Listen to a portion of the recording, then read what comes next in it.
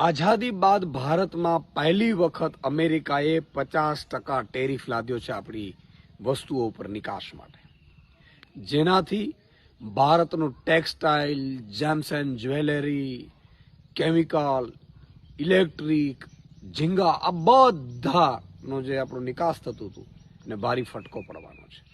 અંદાજે 60 અબજ ડોલરની નિકાસ ઉપર અસર થશે. લગભગ 50 થી 70% નિકાસ છે ભારતથી અમેરિકા જાય છે, એના ઉપર અસર થશે. સાંભળવા મળ્યું છે કે સુરતમાં ટેક્સટાઇલ ઇન્ડસ્ટ્રીઝમાં તો લગભગ ઉત્પાદન જ બંધ કરી દેવામાં આવ્યું છે. Even diamond, James and jewellery ખૂબ મોટી અત્યારે એના ઉપર ભારણ પડવાનું છે.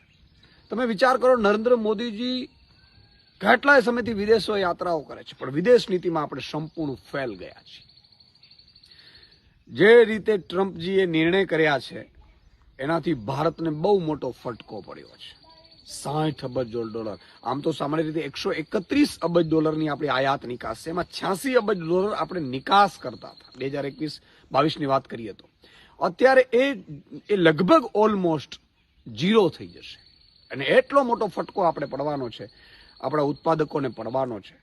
કારણ કે આ આખી બાબતમાં તમે જે સંબંધો સુધારવા જોઈએ સંબંધો સુધાર્યા નહીં. અને પહેલા 25% ટેરિફ અમેરિકાએ નાખ્યું, બીજા 25% નાખ્યું, 50% ટેરિફ. સામાન્ય રીતે 0% હતો, ઝીંગા નિકાસ ઉપર 0% ટેરિફ હતો, એના ઉપર 50% ટેરિફ. તમે જુઓ, જેમ્સ એન્ડ જ્વેલરી ઉપર 2%ની આસપાસ રહેતું હતું ટેક્સટાઇલને, એના ઉપર 50% ટેરિફ. કઈ રીતે આપણો સામાન ત્યાં પહોંચી શકે? સસ્તું પહોંચી જ ન શકે. એટલે બહુ જ મોટો ફટકો પડ્યો છે ભારતને.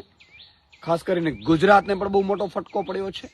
અને ભારતના આઝાદીના ઇતિહાસમાં પહેલી વખત આપણે અમેરિકા સાથે આ સંબંધો વણસતા આ સ્થિતિ પેદા થઈ છે. કેન્દ્ર સરકારે તુરંત આમાં ધ્યાન આપવું જોઈએ, નહીં તો આપણી તમામ જે મોટો ક્ષેત્ર છે બહુ મોટો ફટકો પડશે. એમાં રોજગારીમાં, ઉત્પાદનમાં, આ બધામાં ખૂબ મોટી અસર આપણે થવાની છે.